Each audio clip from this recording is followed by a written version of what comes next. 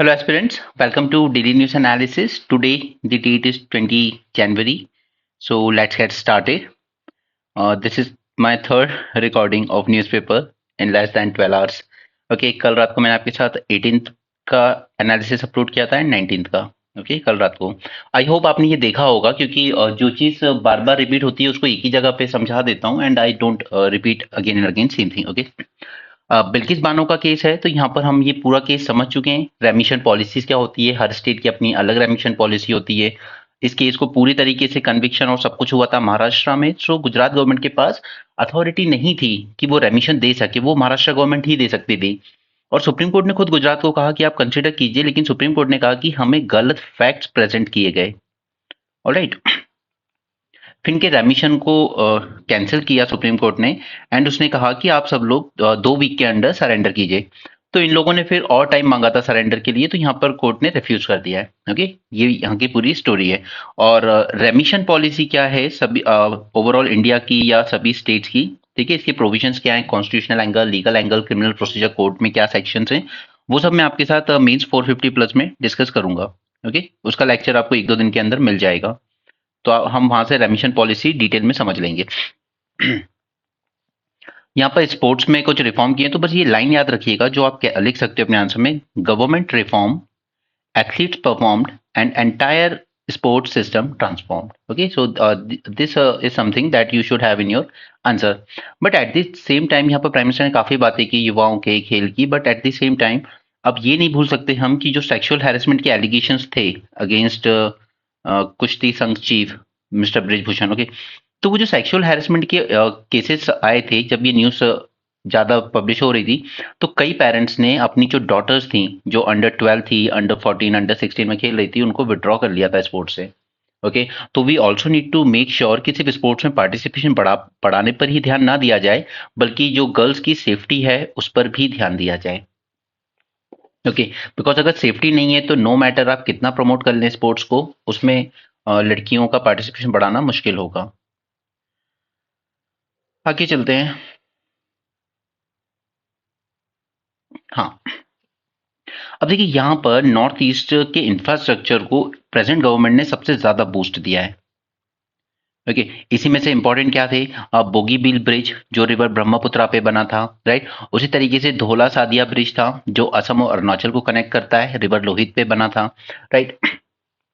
इसके अलावा काफी कुछ है, जैसे नॉर्थ ईस्ट के टूरिज्म पोटेंशियल को बढ़ाने बढ़ाने के लिए स्टेप लिए गए. ठीक है, सबसे ज्यादा नेशनल पार्क, सबसे ज्यादा तो नहीं, वो तो एमपी में, बट असम में भी बहुत सारे, राइट, जैसे मानस, ओरांग. ओके, उसके अलावा we also have that Kaziranga and so on. Okay, उसी तरीके से हमारा जो मिजोरम है वो फॉरेस्ट कंजर्वेशन में सबसे आगे, तो हम कह सकते हैं कार्बन सिंक वगैरह को प्रमोट करता है. बैम्बू कल्टीवेशन, बैम्बू को हमने ट्री की डेफिनेशन से बाहर निकाला ताकि इसकी कल्टीवेशन को प्रमोट किया जा सके, और अब ये ट्री की डेफिनेशन में नहीं आता तो एटलीस्ट इसको कट करना, इसको कमर्शियलाइज करना ज्यादा आसान किया हमने. ठीक है, और यहाँ पर फेमस है मेघालय में एक रूट ब्रिज नाम की चीजें फेमस है. ठीक है, रूट ब्रिज नेचुरल है. ठीक है, उसी तरीके से असम की जो टी है उसको वो फेमस है. ठीक है, काफी सारी फॉरेक्स रिजर्व अर्निंग बनाता है हमारे लिए. राइट, तो इस तरह की कई चीजें हैं, बट सबसे ज्यादा जो है वो है साइकोलॉजिकल गैप. ठीक है, खासकर दिल्ली में आपको काफी देखने को मिलता है ये, बट इसको नैरो करने के लिए गवर्नमेंट ने काफी स्टेप्स लिए हैं. अब इसमें एक सबसे इंपॉर्टेंट स्कीम जो आती है वो है पीएम डिवाइन की. ठीक है, पीएम डिवाइन, और उसी के साथ साथ एक और चीज लॉन्च की गई थी, that is north east infrastructure development. Okay, ताकि वहाँ का फिजिकल सोशल इंफ्रास्ट्रक्चर, जो सोशल इंफ्रास्ट्रक्चर जब हम बात करते हैं तो उसमें स्कूल्स, हॉस्पिटल्स, इस टाइप की चीजें आ जाती हैं. ठीक है, नॉर्थ ईस्ट काउंसिल की मीटिंग हुई थी यहाँ पर, ये काउंसिल बनाया गया था थ्रू 1971 एक्ट. ऑलराइट, 8 स्टेट आते हैं इस काउंसिल में, 7 तो लैंड ऑफ 7 सिस्टर्स हो गए, उसके अलावा Sikkim is the 8th state. Alright. Now New Delhi bridged the psychological gap and emotional gap with the region. तो यहाँ पर सभी स्टेट के चीफ मिनिस्टर और गवर्नर थे, एक्सेप्ट मणिपुर के चीफ मिनिस्टर, वो नहीं आए थे क्योंकि वहाँ लॉ एंड ऑर्डर सिचुएशन ऐसी नहीं है. Alright, then North East Council has increase the pace of development. उसमें एग्जांपल मैंने आपको कुछ ब्रिज वगैरह बताएं. ठीक है, रोड, पावर प्लांट, इसके लिए. ठीक है, अब इसमें वो सब आ जाएगा, पीएम गति मिशन हो, इन सब का यही गोल है, इंफ्रास्ट्रक्चर वगैरह डेवलप करना. तो जितना बाकी कंट्रीज के लिए उतनी ही यहाँ के लिए भी है. Various ethnic linguistic border and extremist group, ठीक है। काफ़ी सारी डेथ होती थी यहाँ पर, दोनों तरफ से, सिविलियंस की भी होती थी, ठीक है, जो फाइट कर रहे हैं, और दूसरी तरफ से सिक्योरिटी पर्सनल्स की भी होती थी। बट इनमें काफ़ी कमी देखने को मिली है, ऑलमोस्ट 73% तक। Death among the security forces has also dropped up to 71%। Some parts of Assam and Manipur, okay, 70% of the area थे जो इस arm forces special power act के अंडर में थे, उनमें रिमूव किया गया। यानी कि ये तभी रिमूव किया जा सकता है ना जब सिक्योरिटी सिचुएशन इंप्रूव हो रही होगी। बट यहाँ पर कुछ यूथ ऑर्गेनाइजेशन ने प्रोटेस्ट भी किया, सेंटर को कहा गया कि आप इग्नोर कर रहे हैं मेघालय के कुछ की इश्यूज को। उसके बाद आंध्र प्रदेश बनेगा second state to conduct caste census after Bihar. अब देखिए ये जरूरी क्यों हो जाता है, क्योंकि कल हमने देखा था कि गवर्नमेंट चाहती है कि एससी शेड्यूल कास्ट में भी सब कैटेगराइजेशन किया जाए रिजर्वेशन का। ओके, अब अगर ये करना है आपको तो इसके लिए बहुत जरूरी हो जाती है कि आपके पास पूरे सेंसस का डेटा हो, राइट। तो स्टेट लेवल पर भी अगर आपको डिसाइड करना है क्या आपके स्टेट में एक पर्टिकुलर कास्ट ही तो पूरा रिजर्वेशन कॉर्नर नहीं कर रही है, ओके, तो ये करने के लिए स्टेट लेवल पर भी कास्ट सेंसस कराना जरूरी हो जाता है, क्योंकि बिना डेटा आप पॉलिसी फॉर्मुलेशन नहीं कर सकते। अच्छा, यहाँ पर आइस हॉकी आप लोग जानते होंगे क्या होती है, ठीक है। तो लद्दाख में लेह में जरूर ये टेम्परेचर काफी -40 चला जाता है, तो ये अच्छी बात होती है, ठीक है। जैसे वहां पर जो लेक वगैरह होंगे वो इनको फ्रीज होके आइस में कन्वर्ट हो जाते हैं। अब देखिए स्नो और आइस दोनों में फर्क है, स्नोफॉल हो रहा है वो जो कश्मीर एरिया, बट जो लेह लद्दाख वगैरह वाला एरिया ना, इसमें टेम्परेचर बहुत ज्यादा नीचे चला जाता है, तो जो पानी होता है लेक वगैरह में वो ही आइस की तरह काम करता है। ओके, अलग से स्नोफॉल की जरूरत नहीं है, सिर्फ टेम्परेचर लो होने की जरूरत है। Right. An unusually warm winter this year impacted the extreme winter sports like ice hockey, ठीक है, इन लद्दाख। ये चादर ट्रैक है यहाँ पर, उसकी बात हो रही है, ठीक है। -40 तक टेम्परेचर जाता है, तब जाकर आप इस तरह के स्पोर्ट्स खेल सकते हो वहां पर। Ladakh, Ladakh is the only region where ice formation not snow accumulation, okay, ice formation की बात कर रहे हैं, ice formation not snow accumulation is a common phenomena. इसके अलावा ये जस्कर रिवर है जो कनेक्ट करती है कारगिल और लेह को। And Ladakh is also home to second coldest place in the world, that is Dras, जहां पर टेम्परेचर जाता है -50। अब बोइंग हम सब लोग जानते हैं, बड़े बड़े एयरक्राफ्ट वगैरह बनाने का काम करती है, ठीक है। इसने अपनी एक फैसिलिटी ओपन की है कर्नाटका बेंगलोर में। So Boeing India engineering technology centre campus, तो यहाँ पर प्राइम मिनिस्टर मोदी ने कहा है this shows the world trust India talent, ठीक है। इन्होंने इन्वेस्ट करें around 1600 crore, American aerospace major का ये लार्जेस्ट इन्वेस्टमेंट है आउटसाइड यूएस। ओके, सिमिलरली इससे पहले हमने एशिया की सबसे बड़ी हेलीकॉप्टर मैन्युफैक्चरिंग फैक्ट्री भी खोली है बेंगलोर में ही लास्ट ईयर। सुकन्या प्रोग्राम भी लॉन्च करेगी इसके साथ ही बोइंग, विच एम्स, अरे यार ये क्या प्रॉब्लम हो गई इसमें, which aims to support the entry of more girl children from across India into the country's growing aviation sector, okay, ताकि लड़कियां क्रिटिकल स्किल सीख सकें with respect to STEM field, यानी कि engineering, science, mathematics etcetera. Okay, now this article is somewhat important because ये कह रहा है देखिए हमारे यहाँ परसेप्शन क्या है कि स्पोर्ट्स एडमिनिस्ट्रेशन है तो वो एक स्पोर्ट पर्सन के हाथ में ही दीजिए तभी वो अच्छे से चलेगा। उसी तरीके से कोई साइंटिफिक इंस्टीट्यूशन है तो हमारा परसेप्शन ये रहता है कि ये जो साइंटिस्ट हैं या उस फील्ड के जो एक्सपर्ट्स हैं उन्हीं के हाथ में दीजिए, वही अच्छे से चला सकते हैं। बट इस आर्टिकल में ये डिफरेंशिएट कर रहे हैं between the job of a scientist and an administrator. ये देखिए एडमिनिस्ट्रेटर का काम क्या होता है कि जो रिसोर्सेस हैं उनका मैनेजमेंट एफिशिएंट हो, ठीक है, उसका एलोकेशन इक्वली किया जाए अलग अलग प्रोजेक्ट्स पर, जबकि साइंटिस्ट का मेन फोकस होता है उसकी खुद की रिसर्च पर, ठीक है, रिसर्च प्रमोशन वगैरह पर। अब हो सकता है कि उसका एक पर्टिकुलर इंटरेस्ट लाई करता हो कि यार ये वाली जो रिसर्च है इस फील्ड में जो रिसर्च है वो ज्यादा काम आएगी, तो मैं उसको ज्यादा फंड एलोकेट करूंगा एक पर्टिकुलर रिसर्च को, ठीक है। मतलब कहीं ना कहीं उसका जो पर्सनल इंटरेस्ट है, उसकी जो साइंटिफिक माइंड है, वो जो उसका पर्सनल इंटरेस्ट है, वो कहीं ना कहीं इस फंडिंग को इनइक्वल बना सकता है, राइट। वो इस फंडिंग को अनइक्वल बना सकता है, ठीक है। तो वो यही बता रहे हैं इसमें कि देखिए एडमिनिस्ट्रेटर का काम अलग होता है और एक साइंटिस्ट का काम अलग होता है, और दोनों को अगर हम मिक्स करेंगे तो there will be serious conflict of interest. Alright, अब चलिए आर्टिकल पे आते हैं। पहले तो ये फर्स्ट वाला पॉइंट याद रखिए, काफी अच्छा पॉइंट है, that is sustained economic progress which can satisfy national ambition is invariably fueled by scientific advances translated into deployable technologies।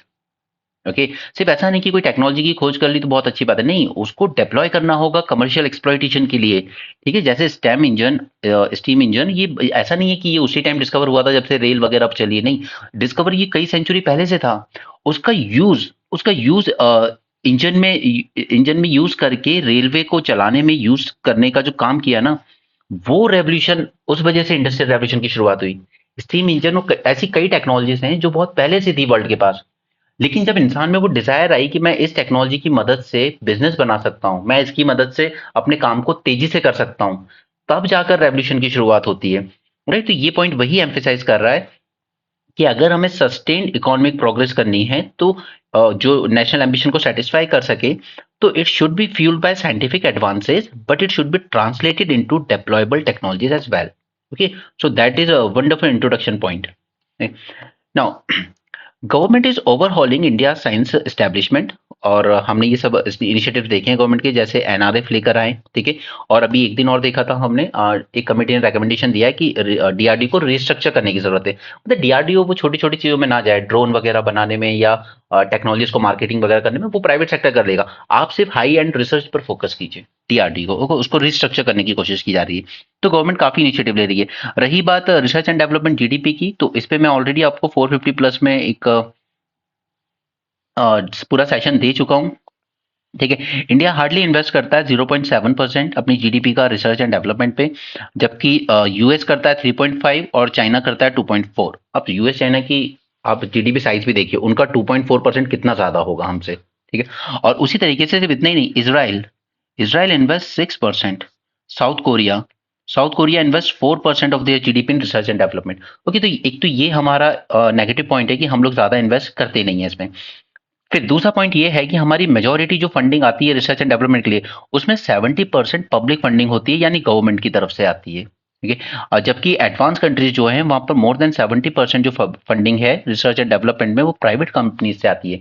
जैसे मॉन्सेंटो, ठीक है, एग्रीकल्चर रिसर्च में सबसे आगे ग्लोबल लीडर है, और वो प्राइवेट कंपनी है। ठीक है, जबकि इंडिया में अधिकतर गवर्नमेंट ही करती है। जैसे हमने नैनो यूरिया बनाया, ओके, उसी तरीके से हमने बायोटेक्नोलॉजी पे कुछ रिसर्च, जीन रिसर्च प्रोजेक्ट्स वगैरह लॉन्च करके, तो ये एक और साइड इफेक्ट है हमारा। Now it is pivotal for to allocate money wisely and focus on high impact projects. Foreign startups are racing ahead on key technologies such as reusable rockets. ठीक है, अब जो इलॉन मस्क की company है SpaceX, उसने ये technology बनाई है कि उसके रॉकेट जो हैं, अभी तक क्या होता है कि रॉकेट जाते हैं ऊपर, अपनी सैटेलाइट लॉन्च की और फिर समंदर में गिर जाते हैं, मतलब वन टाइम यूज। ठीक है, इसने ऐसा रॉकेट बनाया जो जाएगा ऊपर एरोप्लेन की तरह, जो कमर्शियल फ्लाइट्स होती हैं उनकी तरह जाएगा, अपनी सैटेलाइट लॉन्च करेगा, वापस आकर धरती पर एज इट इज खड़ा हो जाएगा। ठीक है, लैंड कर जाएगा। तो ये ऐसी टेक्नोलॉजीज हैं जिनमें इवन फॉरेन के जो स्टार्टअप्स हैं, जो प्राइवेट कंपनीज हैं, वो हमारे इसरो से आगे निकल रही है, या कई कंट्रीज के जो स्पेस ऑर्गेनाइजेशन है उनसे आगे निकल रही है।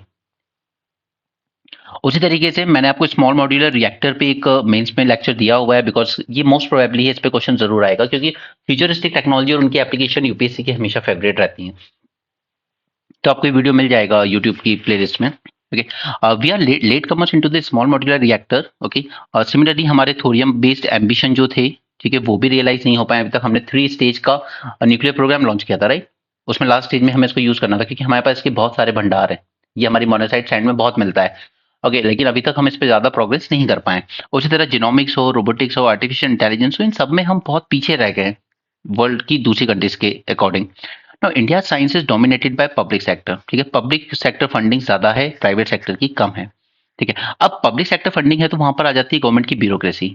उसके अलग कुछ रीजन है, tardiness in approving crucial time dependent funding, equitable decision making across different funding levels and so on.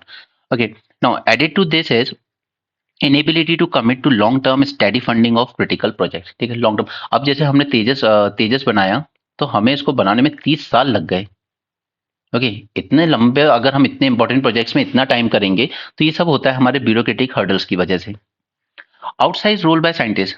देखिए, एक तो क्या है कि हमारे यहाँ पर एक कल्चर चलता है, जो भी साइंटिस्ट हो, बड़े बड़े प्रोफेसर हो, एक स्टार वाला, ठीक है, कि अपने आप को वो पूरे इंस्टीट्यूशन से भी ऊपर मानते हैं। ओके, तो वो जो सुपेरियोरिटी वाला कॉम्प्लेक्स है ना, उस वजह से वो कई बार दूसरों की जो विजन होते हैं या दूसरों की जो स्ट्रेटेजी होती है, उसको हमेशा ही मानते हैं, you people don't know as much I know. Okay, तो पहला तो हमारे साथ प्रॉब्लम है ये सीनियर साइंटिस्ट का अप्रोच। ठीक है। वो कोशिश करते हैं हर चीज को माइक्रो मैनेज करने की, ठीक है। कई बार जेलसी वगैरह की चीजें हैं, फ्रिवोलस चार्जेस लग जाते हैं एक दूसरे के अगेंस्ट, ठीक है। उसके बाद इनका मेन गोल होता है कि हमें किसी ना किसी इंस्टीट्यूशनल कमेटी में मेंबर बना दो, ठीक है? हमें अपनी रिसर्च वगैरह ज्यादा कमेटी मेंबर बना दो, आईआईटी में कहीं पे हमें डायरेक्टर बना दो, या Indian Institute of science education research में, या सीएसआईआर, डीआरडीओ, इस तरह के ऑर्गेनाइजेशन में जाना इनका मेन गोल हो जाता है, ठीक है। कई कोशिश करते हैं कि हमें डायरेक्टर बना दो, वाइस चांसलर बना दो, secretary to government of India, ठीक है, सेक्रेटरी बना लो, लाइक नेशनल साइंटिफिक एडवाइजर, इस टाइप की चीजें, ओके। तो इनका फोकस वहां शिफ्ट हो जाता है। These top scientist are not government bureaucrats, okay, are at the helm of India's science administration, therefore they must be held accountable for its failing, ठीक है। अब क्योंकि अधिकतर ये जो हमारी इंस्टीट्यूट्स हैं, जो लैबोरेटरीज हैं, इनको हेड कर रहे हैं साइंटिस्ट, तो फिर उनकी अकाउंटेबिलिटी बननी चाहिए, ठीक है। यहाँ पे कोई ब्यूरोक्रेट्स नहीं बैठे हैं। अगर उसके बाद भी आपके प्रोजेक्ट्स डिले हो रहे हैं, तो फिर अकाउंटेबिलिटी भी इन साइंटिस्ट की ही बननी चाहिए। जब वहां पर आप ही हो, ब्यूरोक्रेट्स नहीं है, तो फिर आपका काम है ये सब, ठीक है। बेसिक एजम्पशन जो गॉड बेसिक अजम्पशन जो माना जाता है इंडिया में, वो है कि good scientist will also be a good science administrator. The argument goes that only scientist can appropriately run the scientific institution. तो ये आर्ग्यूमेंट बिल्कुल फ्लॉड है। Now, अब जो हमारे प्रोजेक्ट्स वगैरह इतने डिले होते हैं, that is proof enough that this paradigm is faulty, ठीक है। ऐसा कुछ नहीं है कि एक अच्छा क्रिकेटर ही एक अच्छा एडमिनिस्ट्रेटर बन सकता है, या एक अच्छा साइंटिस्ट ही एक अच्छा एडमिनिस्ट्रेटर बन सकता है, ऐसा जरूरी नहीं है। तो इन्होंने यहाँ पे कुछ बातें कही हैं। First, administering an organisation as complex as national lab और university can not be relegated to becoming a side project of a working scientist, ठीक है। ऐसा नहीं है कि वो साइंटिस्ट अपना काम तो कर रहा है रिसर्च वगैरह में, लेकिन उसने साइड में एक रिस्पॉन्सिबिलिटी और ले ली है कि मैं एक कोई सा यूनिवर्सिटी या कोई सा लेबोरेटरी है, जैसे फिजिकल लेबोरेटरी, ठीक है, इनका एडमिनिस्ट्रेशन भी संभालूंगा। ये कोई पार्ट टाइम जॉब नहीं है, okay, because administration requires a particular skill set, most importantly the allocation of money, resources and time, to ensure that the resources assigned to one project do not starve others। Administrator का यही काम होता है कि बराबर equitable distribution हो सभी projects के लिए। लेकिन एक साइंटिस्ट अगर अपने कंट्रोल में रखेगा इस चीजें को एज ए एडमिनिस्ट्रेटर, तो वो उसी फील्ड में या उसी प्रोजेक्ट पर ज्यादा पैसा डाइवर्ट कर देगा जो उसके इंटरेस्ट का है। Second, there is lack of comprehensive training in selecting which particular metrics are appropriate under what circumstances, okay। Now, administration is the art of translating policy into outcomes। Scientists are simply not trained to prioritize between time, cost or precision, and certainly not in what proportion, ठीक है। तो ये वही बात हो गई जो अभी तक समझाई आपको। Third, scope for conflict of interest. ये कंफ्लिक्ट ऑफ इंटरेस्ट का स्कोप बहुत ज्यादा है। As an academic within the same institution in which he wields administrative control is a sure recipe for disaster। उसी में वो एकेडमिशियन भी है और उसी में वो एडमिनिस्ट्रेटर भी है, तो वैसी बात है कि फिर वो फंडिंग अपने हिसाब से मैनिपुलेट करेगा। Next is careers and projects of scientific and strategic importance have been devastated due to reasons that range from competition to egotism। Ego एक प्रॉब्लम है हाई लेवल पर, सभी के साथ है। The fact that there is no system of an all India transfer of both scientist and science administrator only magnifies institutional capture and factionism. अब इनका क्या कोई वो मैकेनिज्म नहीं होता है कि आपको यहाँ से ट्रांसफर करके इंडिया में फिर दूसरी जगह भेजा जाएगा, जैसे कि एक आईएएस ऑफिसर वगैरह को भेजा जाता है, ठीक है। तो होता है क्या है, ओवर द ईयर्स ये लोग इंस्टीट्यूशन को एक तरीके से कैप्चर कर लेते हैं, ठीक है। उसमें फैक्शंस डेवलप होना शुरू हो जाते हैं, फैक्शनलिज्म, और अल्टीमेटली पूरा का पूरा जो एडमिनिस्ट्रेशन है वो अफेक्ट होता है। नाउ, अब ये सब शुरुआत कैसे हुई? शुरुआत हुई इंडिपेंडेंस के टाइम। क्यों? क्योंकि हमारे देश में पॉवर्टी बहुत थी, तो this force the country to concentrate high end equipment in handful of institution. अब जैसे सुपर कंप्यूटर वगैरह आए, तो वो सब जगह सब इंस्टीट्यूट में नहीं दिए जा सकते थे। कुछ इंपॉर्टेंट इंस्टीट्यूशन जैसे आईआईटीज हो गए, आईआईएससी हो गए, इनको दे दिए गए, ठीक है। Now since only these institutions has exclusive access to certain equipment, a system of gatekeeper emerge, ठीक है। इन्हीं से सब परमिशन लेनी पड़ रही है, इन्हीं के पास आना पड़ रहा है आपको अपनी रिसर्च लेकर, अपने थॉट्स लेकर। Now, these gatekeepers slowly began to capture positions, government patronage, and institutional power on the back of their monopoly over critical equipment। Okay. ये गेटकीपर वाले जो कंसेप्ट डेवलप हुआ ना, इस वजह से जो नए रिसर्चर्स आते हैं उनके लिए हमेशा से एक रोड ब्लॉक बन जाते हैं ये। Many bright scientists, careers, and lives have been destroyed due to their conflict with these oppressive network of gatekeepers। Genuine scientific outcomes became the obvious collateral casualties। Okay, तो यूएस में भी वो लोग क्या करते हैं, वहां पर सेपरेशन है एडमिनिस्ट्रेटर और साइंटिस्ट का, ठीक है। काफी रोबस्ट है उनका सिस्टम। Such a separation has obvious benefit for all the stakeholders. Okay, तो ये बस 3-4 पॉइंट्स थे जो हमारे यहाँ पे शायद थोड़ा गलत है। तो ये जो परसेप्शन है कि हर एक फील्ड को उसका स्पेशलिस्ट ही होल्ड करे, वो हमेशा ट्रू नहीं होगा। एडमिनिस्ट्रेशन इज अपने आप में एक साइंटिफिक फील्ड है। ओके, किस तरीके से आपको पॉलिसी को आउटकम में बदलना है, राइट? एंड साइंटिस्ट और a sportsman, they are not train for this thing. IMD, IMD को हुए हैं 150 ईयर्स। ठीक सो जब ये कंसीव किया गया था ना बाय ब्रिटिशर्स, तो उनका गोल था कि साउथ वेस्ट मानसून को समझना है। क्यों? क्योंकि ड्रॉट्स आ जाते थे या फ्लड्स आ जाते थे तो उनका नुकसान होता था। वो तो लैंड रेवेन्यू भी लेते थे, ठीक है, फिर उनको अपना ये जो अनाज होता था वो फार्मर से लेके बाहर भी भेजना होता था। तो उनके लिए बहुत, मतलब उनका कमर्शियल इंटरेस्ट था इस मानसून को समझने में। ठीक है, कोई सोशल वेलफेयर वाला इंटरेस्ट नहीं था, कमर्शियल इंटरेस्ट था, राइट? तो ब्रिटिश एडमिनिस्ट्रेशन ने इस मानसून के इन्फ्लुएंस को समझना चाहती थी on harvesting to predict the future torrents and droughts, क्योंकि उन्हें सिर्फ एक ही चीज में इंटरेस्ट था, वो था रेवेन्यू में। अब मैंने आपको एक दिखाया था कल एक रिसर्च जो तहसील लेवल पर हुई है, ब्लॉक लेवल पर, ठीक है, कि मॉनसून रेनफॉल इंक्रीज हो रही है in more than half of the tehsils. Okay, by 11% of the tehsils saw decreasing rainfall. कल मैंने आपको ये 2 पॉइंट्स याद रखने को कहे थे, right? Next, most of these tehsils are in Indo Gangetic plain, और जहां से हमारा 2/3 फूड प्रोडक्शन होता है। ओके, तो जो ज्यादा डिक्लाइन देखने को मिला है ना, वो मिला है इंडो गैंगेटिक प्लेन्स में जो कि अच्छे साइन नहीं है। Some tehsils in Rajasthan, Gujarat, Central Maharashtra and parts of Tamil Nadu that are historically were dry, now they are getting the wetter। यानी कि आपको अपना क्रॉपिंग पैटर्न भी चेंज करना पड़ेगा उसके according. So changes under way in the North East monsoon as well. मैंने आपको बताया था कि 3 तरह से हमें बारिश मिलती है, साउथ वेस्ट मानसून से, फिर दूसरा नॉर्थ ईस्ट मानसून से जो मोस्टली तमिलनाडु, आंध्र और केरल को होती है, और तीसरा आती है वेस्टर्न डिस्टर्बेंस से, Punjab side, Kashmir side and so on. This is second year.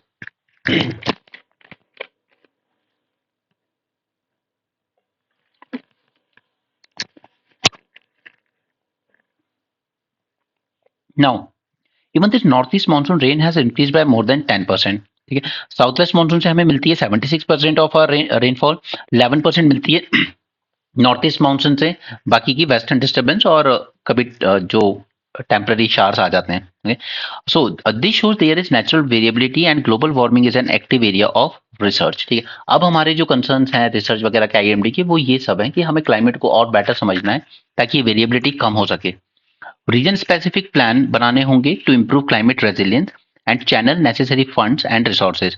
Prioritizing regional and sub-district forecasts over national ones would be the commendable step forward by the government. Okay? सिर्फ नेशनल लेवल पे forecast मत करो कि इस साल monsoon deficit रहेगा, surplus रहेगा या क्या होगा, और रीजन स्पेसिफिक बनाने की जरूरत है। ठीक है, और अगर सब डिस्ट्रिक्ट लेवल पे बना पाए तो और भी अच्छा जॉब माना जाएगा ये। ये कल भी मैंने आपको देखा था, लेकिन मैंने आपको इसको बताया नहीं था क्योंकि ये यूएस के कंटेक्स्ट में ज़्यादा था, इंडिया के कंटेक्स्ट में कम। बट हमें तो सिर्फ ये समझना है कि आर्टिफिशियल इंटेलिजेंस के भी जो आउटपुट आएंगे वो कॉपीराइट, तो उस कंसेप्ट को समझना है, वो बाद में समझेंगे कभी ब्रेनस्टॉर्मिंग में। ये केस क्या है कि न्यूयॉर्क टाइम्स, इसने कहा है कि हमारी काफी सारी न्यूज वगैरह को ये ओपन एआई ने अपने चैट जीपीटी को ट्रेन करने में यूज किया है। ठीक है, और हमसे ना तो परमिशन ली है और ना ही हमें इसके लिए कोई कंपेंसेशन पे किया है। अब उसका रिजल्ट ये रहा है कि चैट जीपीटी इस पूरी इन्फॉर्मेशन को प्रोसेस करके और भी अच्छा आउटपुट देने लगा। तो जो रीडर्स थे वो डायरेक्टली यहीं से न्यूज फॉलो करने लगे readers, rather than visiting on the New York times website. ठीक है, तो अल्टीमेटली इसके एडवर्टाइजमेंट और इसको लॉस हुआ है। Okay, now, it seeks to free ride on the Times' massive investment in journalism without permission of payment. This reduces readers' perceived need to visit the Times website, potentially reducing the advertising and subscription revenues. Open AI का क्या argument है? वो कहता है कि since using copyrighted content to train generation AI artificial intelligence model serves a new transformative purpose and their action should be permitted under the fair use। अब ये fair use क्या है? ठीक है, फेयर यूज मतलब कि आप यूज कर सकते हो अगर वो किसी अच्छे पर्पज के लिए हो रहा है। ठीक है, ठीक है, यहाँ पर इन्होंने कॉपीराइटेड कंटेंट यूज करा है, ठीक है, और आपने कोई परमिशन नहीं ली उनसे, बट ये कह रहे हैं कि देखिए ये तो ट्रांसफॉर्मेटिव पर्पज के लिए हमने किया है, नई टेक्नोलॉजी डेवलप करने के लिए, तो उसको फेयर यूज माना जाए। अब कोर्ट क्या मानेगा क्या नहीं मानेगा वो अलग बात है, वो जब आउटपुट आएगा तब देखेंगे। ठीक है, लेकिन समझने की जरूरत यह है कि यहाँ पर आप मशीन्स को ट्रेन करने के लिए आप किसी और का कॉपीराइटेड कंटेंट यूज कर रहे हो, जबकि उसने मैन पावर, जर्नलिज्म, इस सब में बहुत इन्वेस्ट किया होगा इन सब न्यूज आर्टिकल्स वगैरह को बनाने के लिए, right? In this generation AI era the current law suit undoubtedly opens up in new legal frontier. It may redefine legal contours around intellectual property right in US and establish the global precedent। तो ना सिर्फ US बल्कि पूरा world इस तरफ ध्यान से देख रहा है कि इस पे क्या जजमेंट निकल के आता है। ओके, क्योंकि आज अब देखिए ये क्लासिक केस बनता है आपका कि कैसे हमारी जो टेक्नोलॉजीज हैं वो आगे निकल रही हैं हमारे रेगुलेशन से। ठीक है, आपने कॉपीराइट लॉ बना रखे थे, सालों से बना रखे थे, बट अब ये टेक्नोलॉजी आई है, बिजनेस को चैलेंज किया है कि कॉपीराइटेड मटेरियल को क्या मशीन्स को यूज करने के लिए ट्रेन किया जा सकता है या नहीं। Okay, so this is a classic case of established law lagging behind the new technology. इसलिए हम लोग कहते हैं कि टेक्नोलॉजी हमेशा आपके रेगुलेशन, आपके लॉ से एक कदम आगे ही रहेगी। If the New York Times prevails, अगर न्यूयॉर्क टाइम्स जीत जाता है तो gen AI companies might be required to compensate content producer for their use which would significantly increase the cost of generation AI model. Okay, और फिर ये cost तो ultimately वो लोग वसूल तो जनता से ही करेंगे ना। देखिए यहाँ पर जरा हमारे उनकी वो देखिए हालत, गवर्नमेंट जॉब सबको चाहिए, ठीक है, गवर्नमेंट में बैठे हुए लोगों को बड़ी बड़ी पोस्ट पे चाहिए, लेकिन यहाँ पे ना इन बच्चों को गरम तेल और चूड़ी को पिघला के इस तरह से इनके शरीर पे चिपकाया जाता है ताकि इससे ये मानते हैं कि इम्यूनिटी बढ़ेगी। तो इस चीज को कंट्रोल करने के लिए एक टास्क फोर्स बनाई गई थी, ठीक है। ये मोस्टली ये प्रैक्टिस चलती है बाइगा, कोल, गोंड जनजाति जो हमारे मध्य प्रदेश की है। After the task force it was formed in February but it did not meet until August, ठीक है। आपको पोजीशन चाहिए, आपको पावर चाहिए, आपको सब कुछ चाहिए, ठीक है, लेकिन आपका जो काम है उसके लिए आपको बनाया गया था फेब्रवरी में, बट आपने अगस्त तक मीटिंग ही नहीं की। ओके, जब कुछ डेथ रिपोर्ट होना शुरू हुई यहाँ से, तब जाकर इन लोगों ने कुछ एक्शन लिए। Alright, next, India will be among top 3 economies. बहुत बार बोल चुके हैं मोदी जी ये, हाँ बनेंगे, बिल्कुल बनेंगे, कोई दिक्कत नहीं है, ठीक है। तो वो वही सब बातें हैं। यहाँ पर वही है रिफॉर्म जो किए गए हैं स्पोर्ट्स में, तो Khelo Khelo India, target Olympic, podium scheme, ये सब हमने लॉन्च की थी to have bring transformative measure. और हमारा गोल है कि 28 समर ओलंपिक्स जो लॉस एंजलिस में होंगे उसमें हम अच्छा परफॉर्म कर सकें। एम है India hosting the youth Olympics इन 29, ठीक है, और ओलंपिक गेम हम होस्ट करना चाहते हैं 2036 में। This present a huge economic opportunity as well, क्योंकि कंट्री की अभी जब खेल वगैरह प्रमोट होते हैं ना, तो वैसी बात है पूरी एक स्पोर्ट्स इकोनॉमी मूव करती है। Country sports related industry will be worth 1 lakh crore in few years. WhatsApp पे एक अलग तरह के स्कैम चल रहे हैं आजकल, ठीक है। यहाँ पे एक नया फीचर आया है एक्चुअली व्हाट्सएप में, उस वजह से हो रहा है स्क्रीन शेयर फीचर, ठीक है। आपको ट्रैप किया जाता है कि हम बैंक की तरफ से बोल रहे हैं या हम किसी कंपनी की तरफ से बोल रहे हैं, और फिर आपको स्क्रीन शेयर के लिए कन्विंस किया जाता है और फिर आपका सारा डेटा, फाइनेंशियल डिटेल्स चुराई जाती है।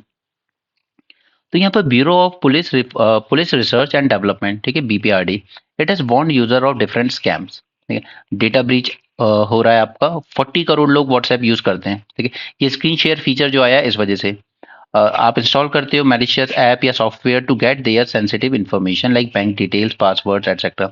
आई4सी क्या है, मैं इस पे शॉर्ट नोट आपको पहले भी दे चुका हूँ कई बार। आई4सी, इसका कहना है कि करीब 10,000 करोड़ का नुकसान होता है हमारी इकोनॉमी को इन साइबर फ्रॉड की वजह से, राइट। और ये आपके पास साइबर फ्रॉड के जो नंबर आएंगे ना वो इस तरीके से स्टार्ट होते हैं 2548463 या +1218, ओके, ये कीनिया वगैरह के नंबर होते हैं। अब यहाँ पर अमेजोन पे देखिए जरा, वहां पर सेल करना ही शुरू कर दिया उन्होंने राम टेम्पल प्रसाद। तो इसके लिए सेंट्रल कंज्यूमर प्रोटेक्शन अथॉरिटी ने नोटिस भेजा है अमेजोन इंडिया को कि आप ये मिठाइयाँ कैसे बेच रहे हो श्री राम मंदिर अयोध्या प्रसाद के नाम से, right. So this make false representation and misleading consumers. अब देखिए मैंने आपको बिहार का भी एग्जांपल जब दिया था, वहाँ पे 13-13 साल की बच्चियों पे, ठीक है, बच्चियों को, एंड पता है एलिगेशन पे इतने सीरियस थे कि politicians and government bureaucrats officers के पास भेजी जाती थी 13-13 साल की बच्चियां, ठीक है।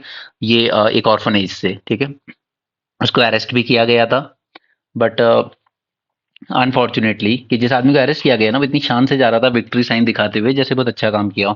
उसके बाद उसकी वाइफ को एक पॉलिटिकल पार्टी ने टिकट भी दिया and she also one the election.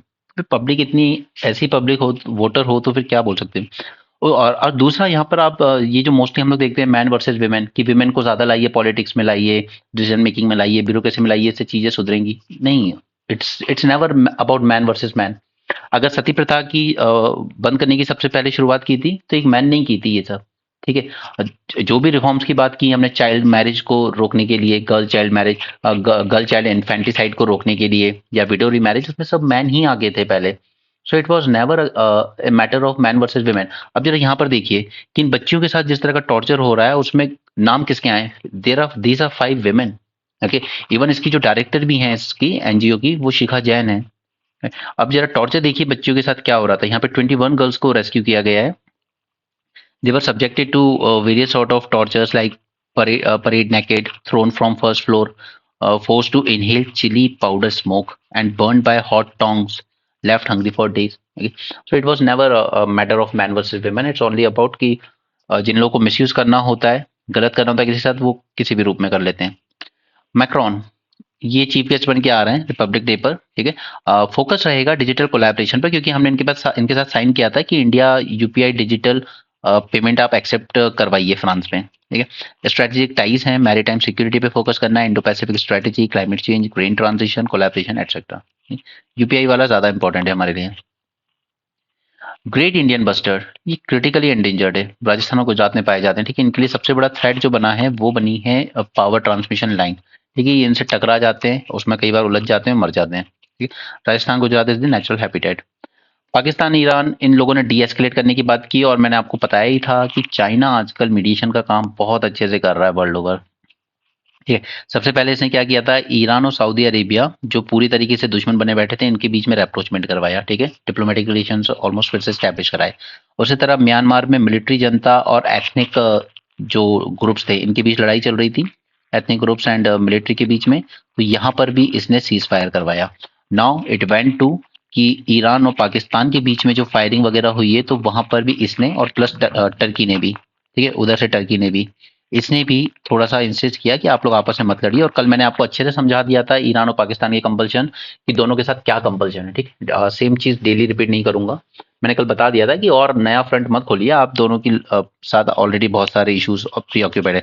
But यहाँ पे बस रोल हाईलाइट कीजिएगा इन तीन मैटर से, तीनों को एग्जाम्पल दीजिएगा अगर कभी देने का मौका मिले एग्जाम में, डिपेंडिंग अपॉन द क्वेश्चन, कि चाइना कैसे एक मीडिएटर का काम अब बेटर कर रहा है, जबकि यूएसए जो ये सब काम सबसे ज्यादा करता था पहले, वो कहीं ना कहीं ऑक्यूपाई होके रह गया है इसराइल पैलेस्टीन कन्फ्लिक्ट में। और सिर्फ ऑक्यूपाई होके नहीं रह गया, उसने अनकंडीशनल सपोर्ट जो दिया है इसराइल को, उससे कहीं ना कहीं उसकी जो एक इमेज थी ग्लोबल, ठीक है, कि कंट्रीज उम्मीद करती थी कि यूएसए के थ्रू हम मीडिएट करने की कोशिश करेंगे। इंडिया पाकिस्तान भी करता था, कारगिल के टाइम भी किया था हमने, ठीक है।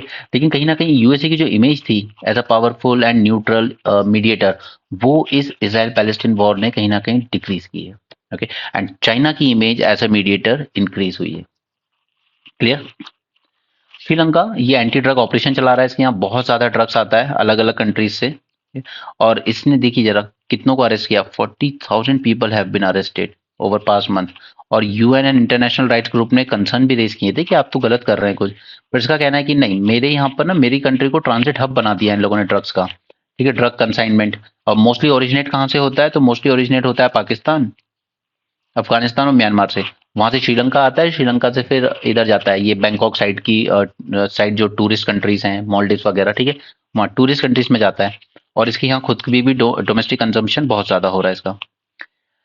Now SAF sustainable aviation fuel, अब हम लोग मानते हैं कि देखिए हम इलेक्ट्रिक व्हीकल की बात करने लगे हैं, इलेक्ट्रिक ट्रक्स की भी बात करने लगे हैं, बट एविएशन सेक्टर भी almost 4% of green house gas emission करता है।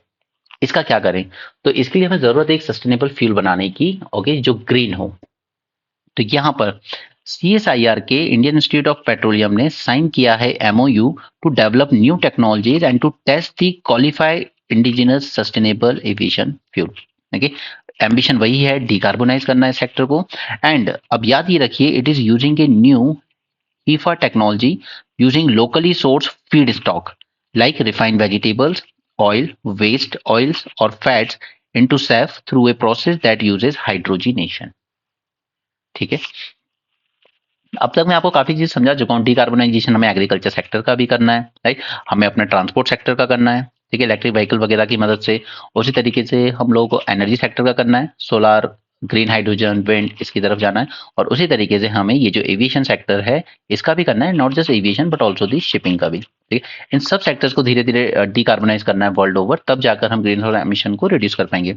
All Airbus aircraft are certified to fly over on 50% SAF blend, while the goal is to achieve 100% SAF compatibility by 2030. India can become a global Saif production hub. कैसे? Because हमारे पास बहुत feed stock है, बहुत है, okay. ये हो गया। अब चलते हैं इंडियन एक्सप्रेस पे। रिवर्स से शुरू कर लेते हैं आज। हम्म, हाँ, नगर स्टाइल में जो हमारा राम मंदिर बना है, देखिए अब नगर, यहाँ से एक क्वेश्चन जो आपको जरूर मिल सकता है एग्जाम में, वो है ये, ठीक है, वालाभी, पामसना, लटीना, शेखरी एंड भूमिजा। तो ये सब क्या है? ये 5 टर्म्स देके आपको पूछा जाएगा ये सब क्या है। देखिए, तो ये नगर स्टाइल जो होती है हमारी, उसमें बनाए जाने वाले शिखर के अलग अलग प्रकार हैं। ठीक है, बस अपने प्रीलिम्स के नोट्स में इतना लिख लेना, क्वेश्चन ऐसे आ जाते हैं। दूसरा, द्रविड़ के साथ कंपैरिजन करना है। द्रविड़ में एक चीज याद रखिएगा कि ये जो शिखर है, ठीक है, कहाँ गया देशवान, ये जो पूरा शिखर है ना, ठीक है, अब आपको पता है कि बाउंड्री वॉल बनाई जाती है चारों तरफ, ठीक है, और द्रविड़ स्टाइल में इन बाउंड्री वॉल पे बनाए जाते हैं गोपुरम, यानी कि बहुत बड़े बड़े गेटवेज, ठीक है। और द्रविड़ स्टाइल में ये गोपुरम्स की हाइट ज्यादा होती है as compare to this shikhar. Okay, ये एक मेन पॉइंट याद रखिएगा द्रविड़ के लिए। Dravida counterpart to the shikhar is called as vimana, ठीक है, एक तो विमान कहते हैं शिखर को वहां पर। दूसरा, द्रविड़ स्टाइल में vimana are typically smaller than the great gatehouse या गोपुरम, ठीक है। द्रविड़ में विमान यानी कि शिखर लोअर होगा कंपेयर टू गोपुरम, ठीक है। उसमें ये लोग गोपुरम यानी कि विमान ना, सिर्फ उसको ही कहते हैं कि only a dome shaped crowning atop the vimana, ठीक है, ये लोग सिर्फ उसको कहते हैं। मालदीव्स एंड लक्षद्वीप, अब देखिए इसमें ऐसा कोई क्वेश्चन आने के चांसेस नहीं है, बट ठीक है, आगे या आर्टिकल देख लेते हैं। पहले तो कुछ इंपॉर्टेंट आइलैंड्स के नाम देख लेते हैं। अगट्टी, कवरत्ती, ओके एंड मिनिकॉय, ठीक है, और कोची से इनका डिस्टेंस दिया हुआ है। सिमिलरली ये रहा ऊपर लक्षद्वीप, ये रहा मालदीव्स, ठीक है, और डिस्टेंस देखिए इतना और इतना, बट हमारे मिनिकॉय से इसका डिस्टेंस कितना कम है, राइट, काफी कम है ना। बट क्या हम इसको ऑल्टरनेटिव प्रपोज कर सकते हैं मॉलडीव्स के? देखिए, पहली बात तो कि लक्षद्वीप में उतना लैंड ही नहीं है कि आप उस लेवल की टूरिस्ट फैसिलिटी डेवलप कर सको, ठीक है, उतना लैंड ही नहीं है। और दूसरा कि उतनी कनेक्टिविटी भी नहीं है उतनी अच्छी। Now, Maldives have a archipelago of 1190 coral islands, okay, sandbags clustered into 12 odd atolls. उसकी कैपिटल है माले, ठीक है, जो 600 किलोमीटर साउथ वेस्ट है हमारे तिरुवनंतपुरम से। क्योंकि लक्षद्वीप है, उसका वैसे लक्षद्वीप का मतलब तो होता है कि 1 लाख आइलैंड, बट 1 लाख है नहीं, it is just 36 island. Okay, smallest union territory है हमारी, इसका डिस्टेंस 220 से 440 किलोमीटर है from Kochi. Both are part of this coralline island only, ठीक है, जो नीचे जाके छगोस आदि प्लेगो तक भी जाती है। तो कितने टूरिस्ट विजिट करते हैं लक्षद्वीप? पहली बात तो कि इसका कोई डेटा ही नहीं है, ठीक है, और करते भी हैं तो बहुत नेग्लिजिबल, ना के बराबर। जबकि मालदीव्स की बात करें तो वहाँ 1 लाख से ज्यादा टूरिस्ट आते हैं, ठीक है, और ऑलमोस्ट आप कह सकते हो कि 6,000 टूरिस्ट पर डे आते हैं मालदीव्स में। तो आप समझ सकते हो कि उसकी इकोनॉमी में कितना बड़ा शेयर होगा इसका। इवन इंडिया की बात करें तो more than 2 lakh Indians visited in 2023। उसने बहुत इन्वेस्ट किया टूरिज्म में। उसने जब शुरुआत की थी ना, तब उसने सिर्फ 60 टूरिस्ट बेड बना के स्टार्ट की शुरुआत की थी 2 आइलैंड पर, ठीक है, और आज कहाँ पहुंच गया वो? आज वो पहुंच चुका है 62,000 बेड्स पर, ठीक है, जस्ट 60 बेड से शुरू किया था, आज 62,000 बेड तक पहुंच चुकी है उसकी कैपेसिटी। 30% कॉन्ट्रीब्यूशन करता है टूरिज्म इसकी जीडीपी में। 60% अपनी फॉरेन करेंसी अर्निंग होती है उसकी टूरिज्म से। और एंड यहाँ पर 40 कैरियर सर्व करते हैं, यानी कि फ्लाइट्स वगैरह, ठीक है। वीजा फ्री अराइवल प्रोवाइड करता है। 180 गॉड 180 रिसोर्ट्स हैं, 15 होटल्स हैं, 811 गेस्ट हाउसेस हैं, 140 safari vessels, okay, more than 62,000 bed. Often an entire island is occupied by single resort. एक रिसोर्ट या एक प्राइवेट कंपनी कह लीजिए, उसे पूरा आइलैंड ही ऑक्यूपाई कर रखा है कि यहाँ पर पूरी फैसिलिटीज हम प्रोवाइड करेंगे और आपको पूरी प्राइवेसी और लग्जरी सब कुछ मिलेगी यहाँ पर, ठीक है। क्यों? क्योंकि सिर्फ एक रिसोर्ट इस आइलैंड पे और पूरा आइलैंड उस रिसोर्ट के ही अंडर में आता है। प्राइवेसी एक मेन रीजन है, to be honest, privacy is the main reason जो लोग स्पेशली द सेलिब्रिटीज कि वो लक्षद्वीप क्यों प्रेफर करते हैं। अब लक्षद्वीप की बात करें तो यहाँ पे से 10 आइलैंड ऐसा है जो इनहैबिटेड है, जहां पर लोग रहते हैं, ठीक है। सो स्कोप ऑफ टूरिज्म पहली बात लिमिटेड हो गया, ठीक है। आउट ऑफ 200 हमारे पास सिर्फ 10 आइलैंड ऐसे हैं जहां पर लोग रहते हैं, बाकी खाली पड़े हैं। India never invested in its tourism potential. और कंसर्न क्या थे, क्यों नहीं किया? पहला एनवायरमेंटल, और दूसरा वहां के लोकल लोगों की livelihood. Now, the islands simply do not have the capacity and resources to host a large number of tourists. Okay? Fragile economy है, एनवायरमेंट डैमेज हो सकता है। अब इस आइलैंड का नाम याद रखिए, बंगाराम, ठीक है, जो प्राइम मिनिस्टर मोदी ने विजिट किया था, और वो याद रखेंगे आप। अब यहाँ पर ये बंगाराम आइलैंड भी है ना, जो मोदी जी ने प्रमोट किया था, लोग जाने शुरू हो गए। उसकी लार्जेस्ट कैरिंग कैपेसिटी कितनी है? सिर्फ 200 कॉटेज है। ये 200 कॉटेज बन सकते हैं। ठीक है, people who have been living on the island for generations are oppose to the administration behaving like as if the land belongs to the government. Okay, protest भी हुए हैं इसके अगेंस्ट, काफी डेवलपमेंट इनिशिएटिव्स के अगेंस्ट। और Kavaratti island की बात करें या मिनी कॉय की, तो they are not yet renovated. Okay, और इवन कवरट्टी में भी हार्डली 14 कॉटेजेस हैं बस। तो आप कितने टूरिस्ट को होस्ट कर लोगे? Entry to the island is restricted, entry permit लेना पड़ता है आपको। ए स्मॉल 72 साइज एयरक्राफ्ट चलता है यहाँ पर कोची से अगत्ती तक, वो भी दिन में सिर्फ एक बार। यानी अगर आपको आज जाना है, किसी वजह से नहीं जा पाए, तो आपको कल तक अब वेट करना पड़ेगा। पैसेंजर फेरीज की भी बात करें, जो छोटी छोटी नाव जैसी, ठीक है, तो सिर्फ 5 चलती हैं। ओके, और उनका भी स्पीड देखिए कि वो जो फेरीज चल रही है उनकी स्पीड कितनी है? 14 to 18 आवर्स, बस इतनी सी। लक्षद्वीप टूरिज्म पॉलिसी लाए थे 2020 में, और private public participation triple P model allow किया गया था। ओके, अब ये कुछ आइलैंड्स के नाम याद रख लीजिए। 4 मेन आइलैंड्स हैं जिनमें एक प्रॉमिस है कि ये शायद पोटेंशियल होल्ड करते हैं टूरिज्म का। बंगाराम, जहां मोदी जी ने विजिट किया, थिरुनक्कार, सुहेली, चेरियाकरा एंड चेरियम। ठीक है, ये 4 आइलैंड्स हैं। ओके, एंटीबायोटिक्स पे ऑलरेडी आपको मेंस 450 प्लस में लेक्चर दिया जा चुका है, तो मुझे नहीं लगता कि इसमें दोबारा कुछ समझाने की जरूरत है, सारी डिटेल्स वहाँ हैं। इसमें से 2 लेटेस्ट डेवलपमेंट जो कल की न्यूज़पेपर में हमने देखे थे, अगर आपने स्किप ना किया हो तो। फर्स्ट, कि ओवर द काउंटर सेल को टारगेट करने के लिए मेडिकल शॉप्स को कहा गया है कि विदाउट प्रिस्क्रिप्शन आप सेल नहीं करेंगे। ठीक है, विदाउट प्रिस्क्रिप्शन आप सेल नहीं करेंगे एंटीबायोटिक्स लोगों को। ठीक है, ये फर्स्ट पॉइंट हो गया।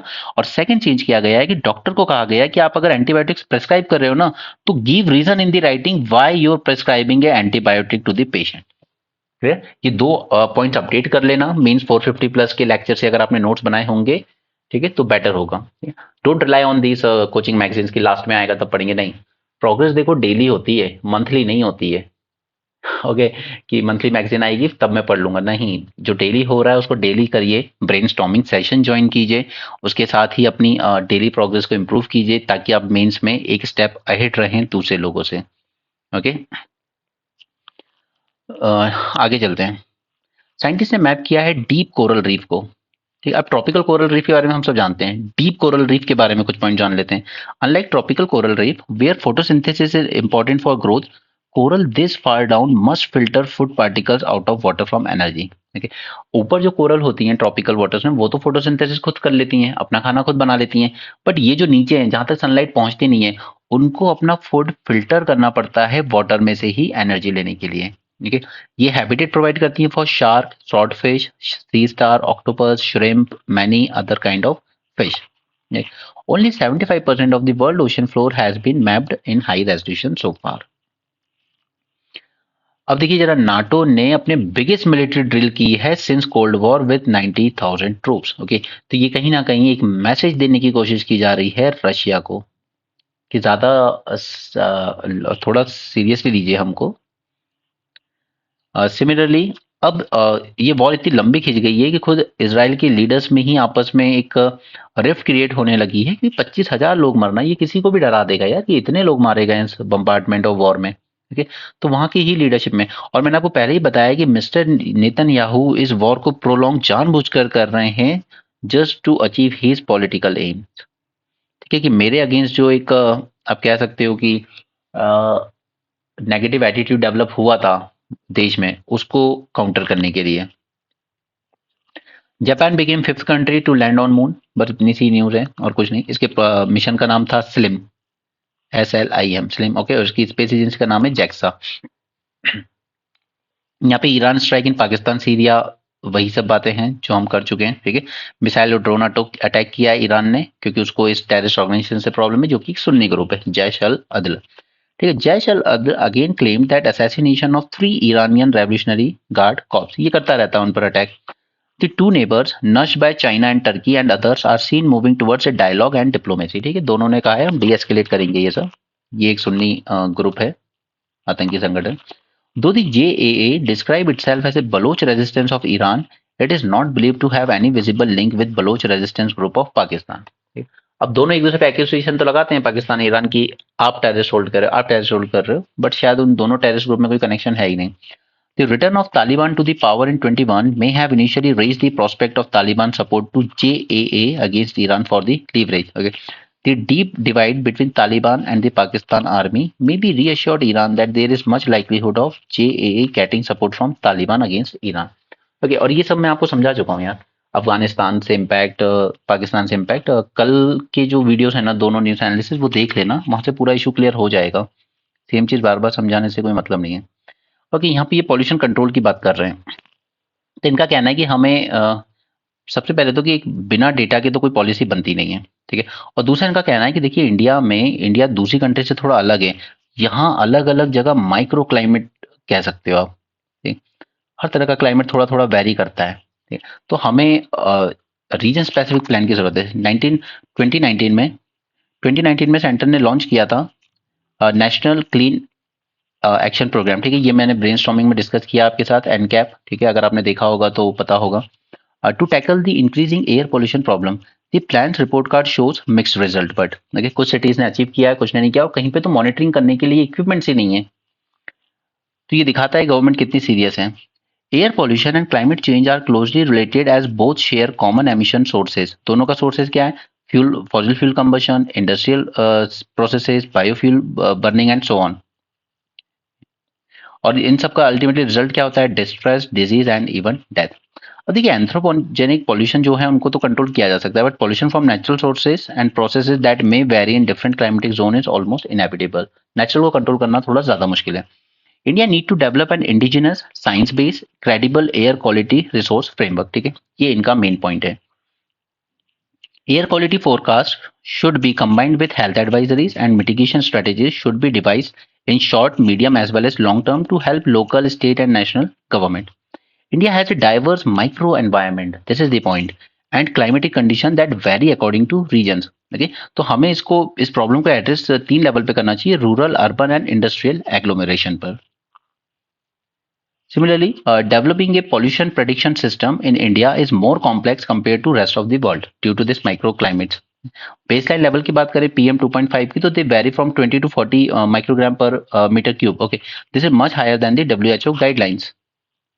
NIS ये एक प्रोग्राम चलता है। It recently use drone based artificial intelligence to identify emission hotspot in Bengaluru. ये पॉइंट याद रखेंगे आप, और हमें ऐसे एक्सपेरिमेंट्स को और ज्यादा अदर सिटीज में भी अप्लाई करनी जरूरत है। अब देखिए यहाँ पर ड्रोन बेस्ड आर्टिफिशियल इंटेलिजेंस, यानी कि हम कहीं ना कहीं टेक्नोलॉजी को यूज कर रहे हैं अपने सोशल प्रॉब्लम, एक तरह की सोशल प्रॉब्लम ही कहेंगे, क्योंकि सबसे ज्यादा लोगों की हेल्थ पे इम्पैक्ट करती है, ठीक है। तो हम इन प्रॉब्लम्स को सॉल्व करने में टेक्नोलॉजी का यूज कर रहे हैं, ठीक है। और हमें इसको दूसरे स्टेट्स में भी या दूसरी जगहों पर भी यूज करना चाहिए। उस तरह क्यूब सैटेलाइट्स होती हैं, ठीक है। It is a class of nano and micro satellites, तो हमें इनका भी यूज करना चाहिए डेटा कैप्चर करने में कि कहाँ से ज्यादा पॉल्यूशन ओरिजिनेट हो रहा है, ठीक है, उनके सोर्स आइडेंटिफाई करने में।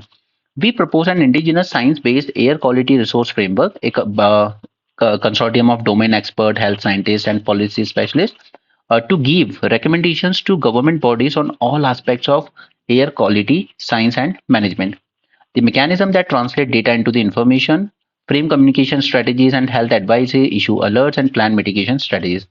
We also undermine the need for centralized emission data set as per international norms. Now, emerging technologies like drone-based unmanned aerial vehicles and CubeSats should be deployed. Okay, that's your third point जो आपको इस article से note down करना चाहिए। Next है कि capital expenditure. अब देखिए रेवेन्यू एक्सपेंडिचर होता है, जैसे सैलरीज पे खर्च कर दो, ठीक है, पेंशन दे दो लोगों की, ठीक है, इस तरह की रेवेन्यू एक्सपेंडिचर होती है जो कि रिकरिंग इन नेचर होते हैं, बार बार देने। ठीक, कैपिटल एक्सपेंडिचर होती है कि एसेट बिल्ड किए जाएं जो कल को आपको रिटर्न दें, जैसे कि आपने कोई हाईवे बना दिया, ठीक है, वहां पे वहां से टोल कलेक्शन होता रहेगा और ये आपको रिटर्न देता रहेगा, ठीक। तो इसमें अगर इन्वेस्ट किया जाए, इसके लिए अगर कर्ज भी लिया जाए, बोरोइंग भी की जाए ना, तो ये अल्टीमेटली आपको मल्टीपल बेनिफिट देके जाएगा। लेकिन अगर आप इस तरह की सब्सिडीज देने के लिए या फिर लोगों को अलाउंस देने के लिए कि बहनों को हम 3-3 हज़ार रुपए महीने देंगे, तो इस तरह की चीजों में अगर आप वेस्ट कर रहे हो तो वो सही नहीं है। अब अच्छी बात यह है कि सभी स्टेट गवर्नमेंट्स में देखा गया है कि कैपिटल एक्सपेंडिचर की तरफ ज्यादा खर्चा किया जा रहा है, ठीक है। हमें पता है कोविड के टाइम पे हमारा जो डेफिसिट था वो बढ़ के 9% तक चला गया था, जो कि बहुत गलत था। उसके बाद फिजिकल कंसोलिडेशन शुरू किया सेंट्रल गवर्नमेंट ने। State governments put together spend more than central government, that is almost 3/5 of the total general government expenditure on capital assets, ठीक है। States have been focusing more on revenue expenditure for past few years, but अब 23-24 में इसमें shift देखने को मिला है in their spending priority towards the capital expenditure. So that is good thing. क्योंकि इसमें अब ये पॉइंट आप अपने नोट्स में जरूर लिखिएगा that 1% increase in the capital outlay effectively leads to almost 0.8% increase in the state GDP. ठीक है, तो कैपिटल एक्सपेंडिचर आपको रिटर्न देता है, रेवेन्यू एक्सपेंडिचर रिटर्न नहीं देगा। फर्स्ट क्या रीजन क्या है स्टेट के कैपिटल एक्सपेंडिचर में इंप्रूवमेंट देखने का? फर्स्ट, एडवांस रिलीज हुआ है मंथली टैक्स डिवोल्यूशन सेंटर की तरफ से। Okay, timely disbursement of funds from special scheme on capital assistance. दूसरा, स्टेट के खुद के रेवेन्यू सोर्सेज बड़े हैं, टैक्स रेवेन्यू भी और नॉन टैक्स रेवेन्यू भी। ठीक है, दोनों बड़े हैं तो उसके पास पैसा ज्यादा आया है। और तो ये सजेस्ट करता है शायद efficiency of tax administration and increase formalisation of the economy leading to improvement in tax capacity. This is one point that you should remember. Okay, next is mining industry से बहुत रेवेन्यू आता है सभी government पर, but provided कि ये वो state हो जहां पर माइंस हैं, जैसे एमपी है, झारखंड है, उड़ीसा है। ठीक है, तो माइनिंग एंड एक्टिविटीज ने काफी कुछ रिफॉर्म्स किए गए इसमें, जैसे e auction of mining lease. इस वजह से इसमें काफी ग्रोथ देखने को मिली है माइनिंग एक्टिविटीज में, तो इसीलिए रेवेन्यू में भी इंप्रूवमेंट देखने को मिला है गवर्नमेंट के, but it is obviously limited to mineral rich states only. States have had to resort more to market borrowings, but ये मार्केट बोरोइंग अगर यूटिलाइज की जा रही है फॉर कैपिटल एक्सपेंडिचर तो इसमें कोई प्रॉब्लम नहीं है। फिर वीट टेस्ट। अब कल हमने देखा था कि वीट के जो हमारे सेंट्रल में स्टॉक होल्डिंग है, ठीक है, ये 7 ईयर लो पे चली गई है। बट इवन 7 ईयर लो पे होने के बाद भी ये जो हमारे बफर नॉर्म है, बफर हमें चाहिए मिनिमम 138 लाख टन या 13.8 मिलियन टन बोल लो या 138 लाख टन बोल लो, एक ही बात है।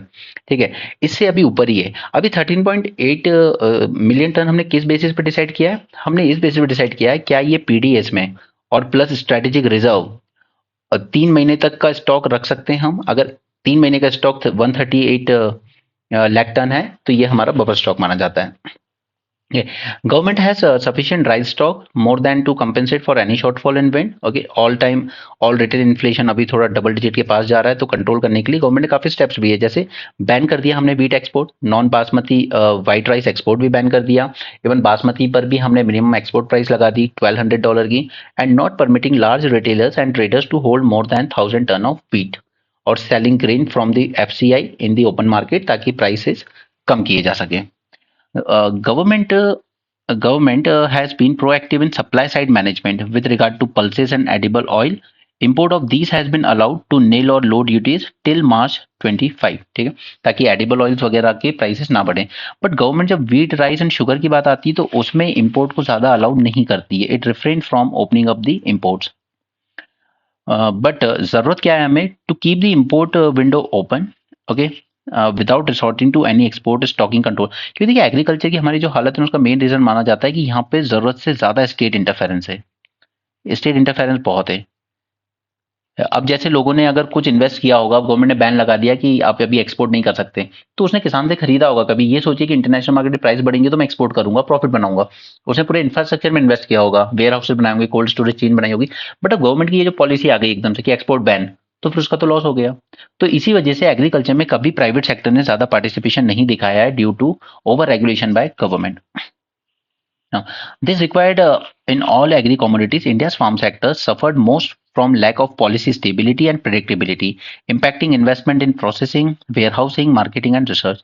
The preoccupation with the short-term goal, slash hammer approach लेते हैं हम, जब इन्फ्लेशन बढ़ता है तो ये बैन कर दो, इसको रोक दो, वो कर दो, in response to every inflation event. It has taken the focus away from long-term policy that is in ultimate interest of both producer as well as consumer. ठीक है, तो हमें लॉन्ग टर्म नहीं सोच पाते हम एग्रीकल्चर में, नीजक रिएक्शन ज्यादा फॉलो करते हैं।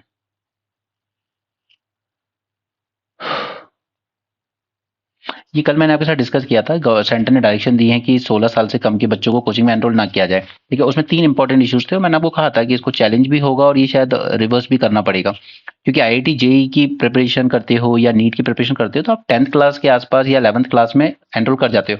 अब जैसे रोमन सैनी का कहना है कि he cleared AIIMS at the age of 16 years.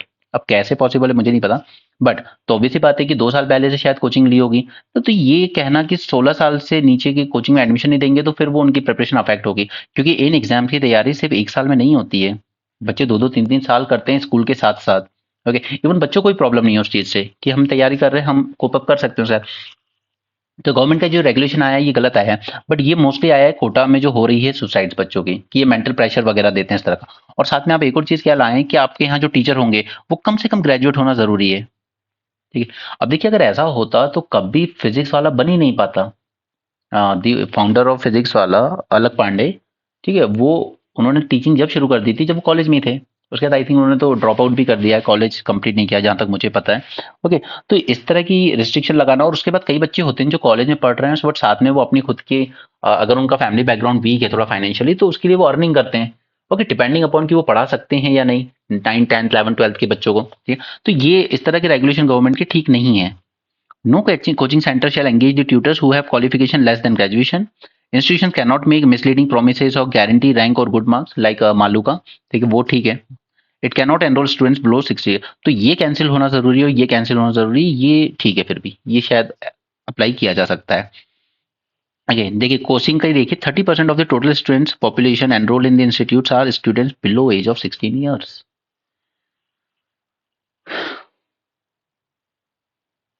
ये सुप्रीम को सॉरी शेड्यूल कास्ट के लिए जो कमेटी बनाई गई है उसकी बात हमने कल कर ली थी, कल का न्यूज़पेपर एनालिसिस आपने अगर देखा होगा तो, ठीक है? बाकी सब चीज़ें ओवरलैपिंग है द हिंदू से।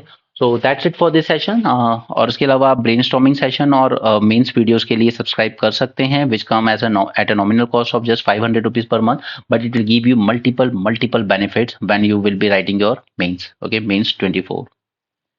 ऑलराइट, सो मेंस की तैयारी अभी से करो, and it's all about your brainstorming. ऐसा नहीं है कि ये चीज़ें लास्ट में 1 महीने में आप प्रैक्टिस कर लोगे, तैयार कर लोगे, प्रैक्टिस रोज होती है, ठीक है? सो that's it for this session, thanks for joining, have a great day and keep learning.